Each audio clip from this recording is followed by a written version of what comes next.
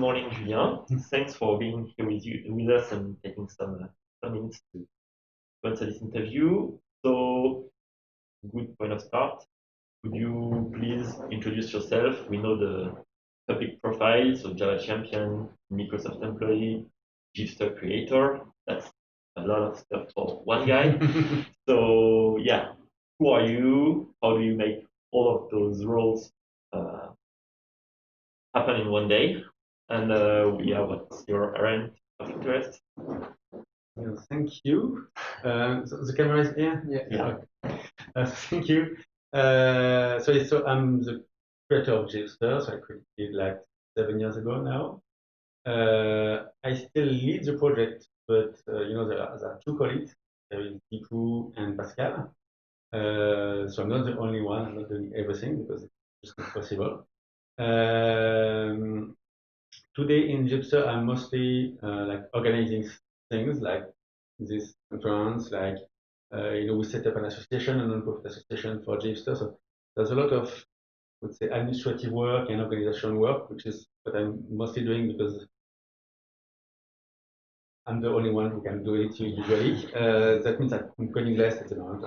Also, one of the answers is that I don't do everything. I've got a lot of help.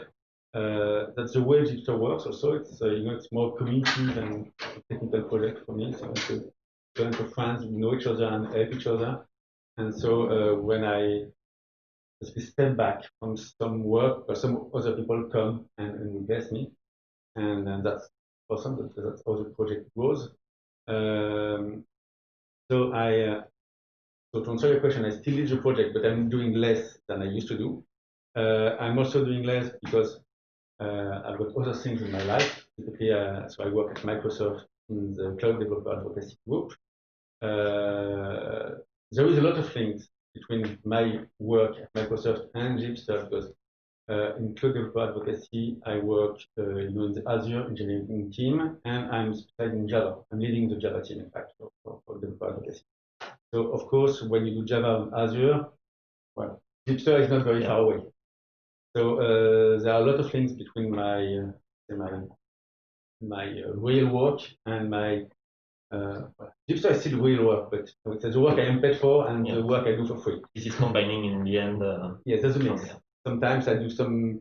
Well, for example, today, Microsoft is sponsoring the conference. They paid for my trip, by the way. So that's, I would say, Microsoft work, but that's also Gipster work. It's a mix.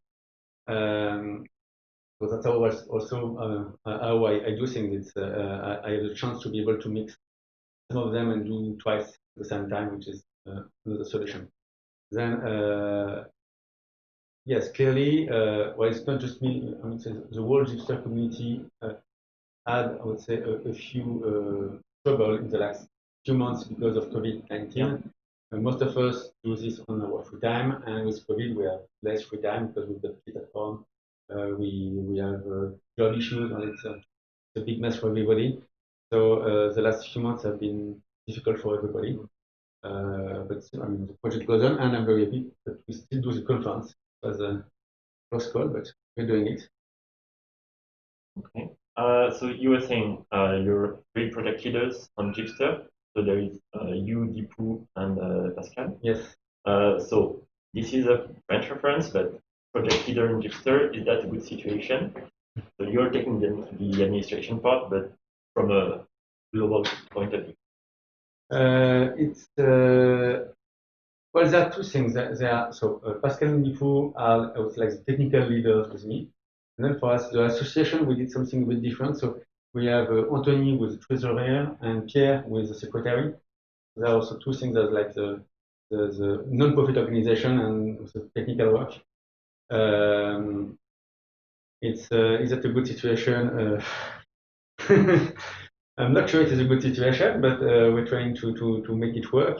I mean, compared to a few months or years ago when it was very blurry. I mean, we didn't have any legal entity, we didn't have any money, and we were just doing things a bit randomly. We have organized it a lot. It's a lot, first of all, easier for us. I mean, as soon as we got money, it's a lot easier. Yes. first thing, of course, obviously. And the second thing is that we now have a legal organization that protects us. For example, when we were doing meetups before, it was just, we were just doing the meetup. And imagine that, I stand up and I break the camera. Well, what happens? We don't really know. Now we've got a legal entity, we've got an insurance, we've got, everything is a lot more clear and probably easier now for us than it used to be, especially in case of trouble. So that's definitely getting better. Then that's a lot of work. I don't know if it's a good or bad situation. I just happened to be the person who was there, and I'm just doing it because I want the project to go forward, and that's the only way to make it continue. So talking about organization, so now from legal point of view, so it's more organized as a non-profit organization, but for organizing the work, time, developments, and evolutions, or are you organizing because it's 500, more than 500 contributors, volunteers? So how do you manage all those people? If we can talk about management. So it's a weird thing. I would love to have like a management expert come and auditors and tell us what we should do, like we are a consulting company. Yeah. So on the main project, we are nearly 600 now, and there are lots of other projects. So I don't know how many people there are in total, so it's more than 600. And there is, I would say, no business contract between us. It's like not like a company where, but from my job at Microsoft, like, I'm the manager and somebody works for me. Well, you basically need to work with each other and you have time to do it. And so it's very different. I'm not the boss of anybody. I don't pay people. Mm-hmm. So there is no, we cannot organize and say, okay, we're going to do this feature and I have 5 people work on it for 20 days, like a normal company would do. So it's very different. For us, it's like we're going to have this cool feature and we say it on Twitter and say, okay, this is cool, let's do it. And some people will come or not. So it's very different. So if you compare to a normal company, we can do a lot more because sometimes we have like 3 different ideas. If we were a real company, we could only do one and we need to choose. Here we can do the 3 ideas because if it's cool, we can have 3 teams of people arriving. We can do more. But we also do less because we don't have the time and we don't pay people. And maybe sometimes people will, they enjoy it at the beginning and then they leave. Yes, and so there's a fine line between, what we can do and what we can't do. And we never know where we are because there's no real management. What is well with that project is that we, sometimes we give ourselves deadlines. We will do Gypsy 6 on that day.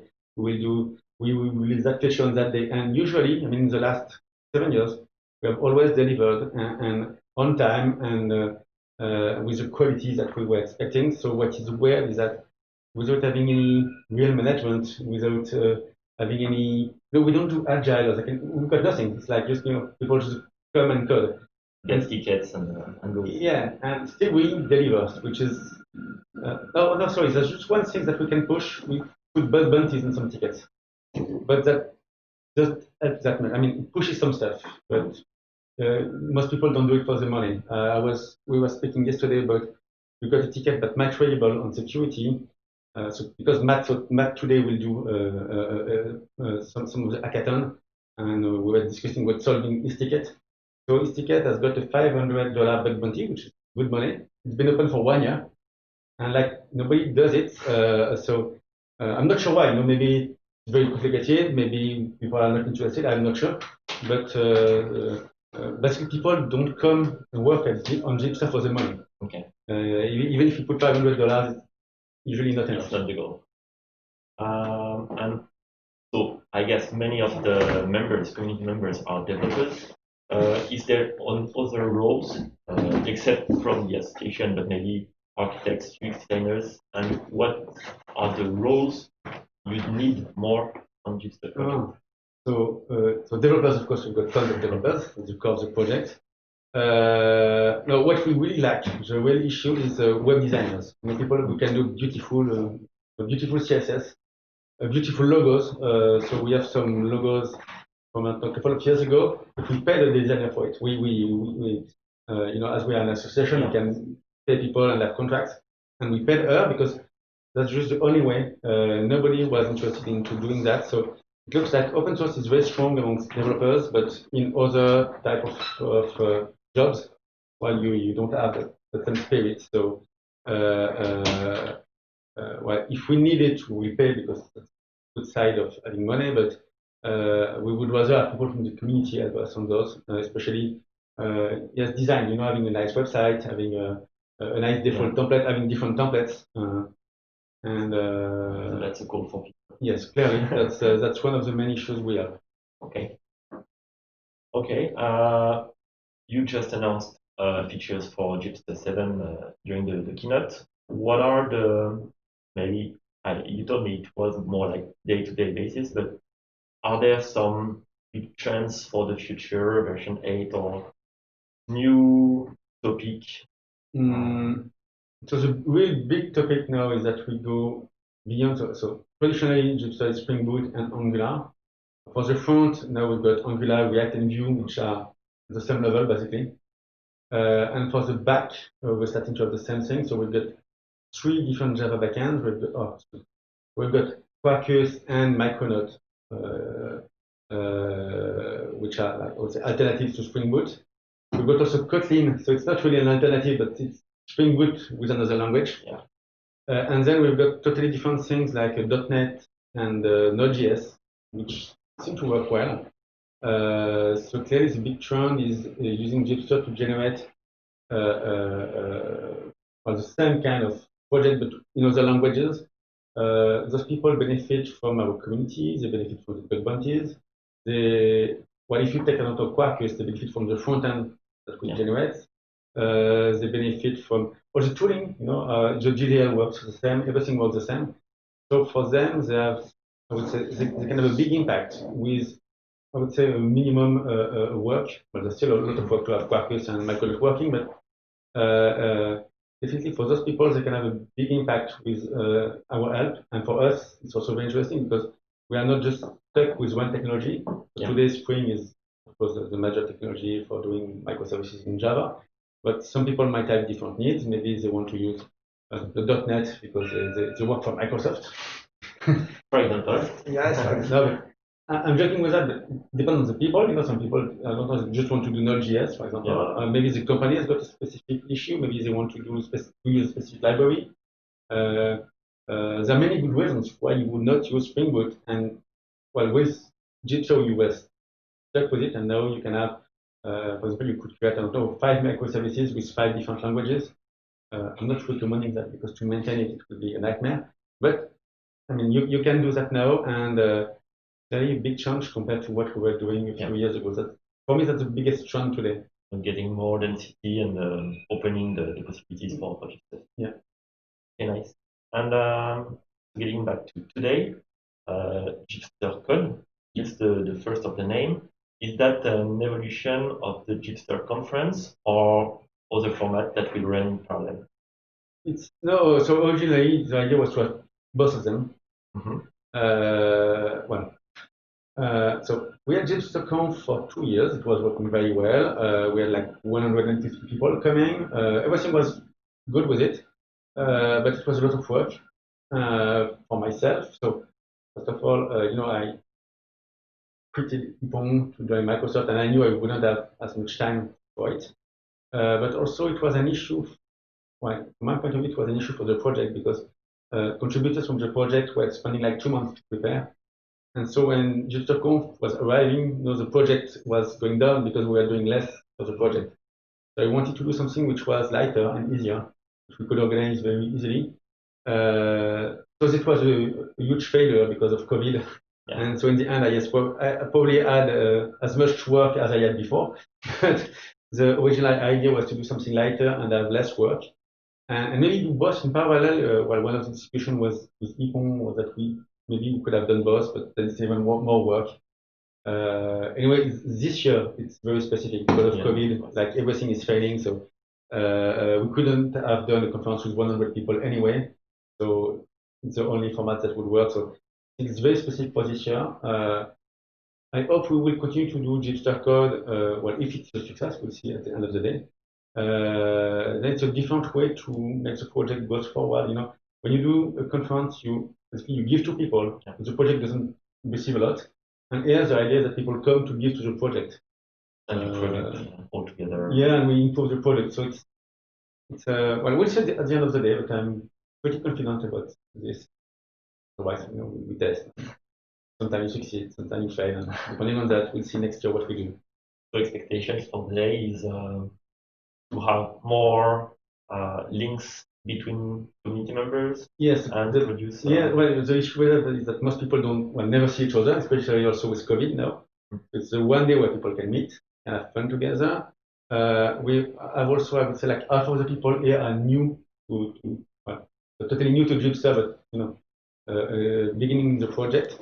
So we want to have more people in the project afterwards, so to get them started.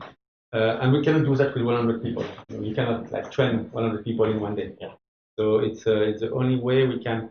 So for the core team, meet and work together, and then grab a few more people with us.